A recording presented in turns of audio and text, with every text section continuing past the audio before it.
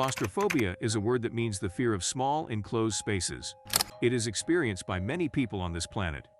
Now, let's take that feeling and make it 10 times worse by imagining yourself sucked into an underwater pipe that is no bigger than 30 inches. You are probably shaking your head in fear, saying that such a thing would never happen. But sadly, it did happen to 5 individuals working on a fuel pipe in Trinidad. What happened to these 5 individuals? Were they able to make it out alive? But before we find out the answers, make sure to like this video and subscribe to the channel to watch more content like this. On the morning of February 25, 2022, 5 locals from Paria Pierre in Trinidad and Tobago would prepare for their daily jobs. Kazim Ali Jr., Yusuf Henry, Faisal Kurbar, Rishi Nagasar, and Christopher Boudram were professional divers who worked for the Land and Marine Construction Services (LMCS) company to get ready for work that had been contracted by one of the largest companies in the country, Paria Fuel Trading Company. The work they had been contracted for was nothing out of the ordinary, just some maintenance work on an underwater pipeline that Paria was using to transport oil. As per procedure, the men would suit up in their wetsuits and equip their tools for a simple maintenance check on the nuts of an unused pipe that was experiencing leaks, which was soon to be operational again.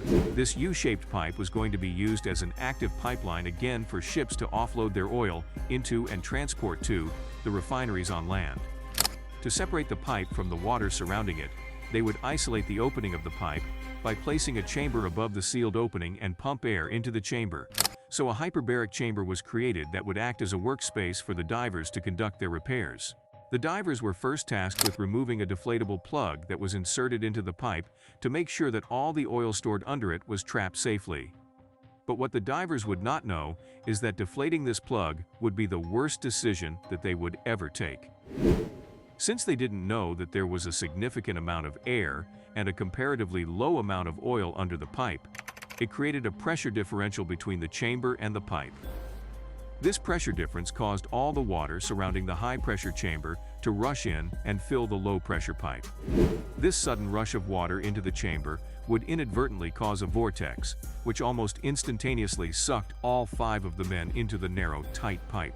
What would follow next is nothing short of horrifying.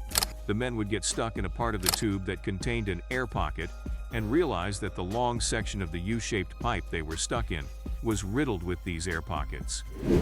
Once all 5 men had confirmed that they were present and alive, they began to move forward with Christopher and Kazim leading in the front. But as they dragged themselves through the pipe covered in oil, sludge, and seawater, they realized that the air pockets were getting smaller and smaller till they weren't able to move any further. In a desperate bid to stay alive, the 2 men who were in the front would agree to hold their breaths and swim till they reach another air pocket. The remaining 3 men stayed behind as they were too injured to take the risk. Kazim and Christopher would reach the next air pocket and find their scuba tanks.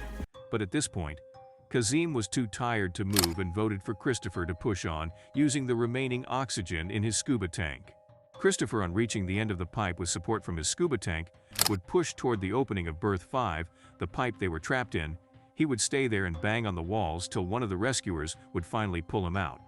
While accounts of the rescue attempts of the others vary depending on who you ask from this point onward, let it be known that an attempt was never made to save the other 4 men who were stuck in the pipe. Many say that both LMCS and Paria disagreed on rescue, as it would have endangered more lives. But knowing that according to the autopsy of the recovered bodies, the men were possibly alive for 48 hours, or even more after Christopher was discovered, is truly a sad moment for the families involved. And Christopher, who due to no fault of his own, was unable to bring the help he had promised to his friends. Do you think LMCS and Paria were right to not attempt a rescue attempt? Let us know in the comment box down below, and make sure to like this video and subscribe to the channel for more content like this.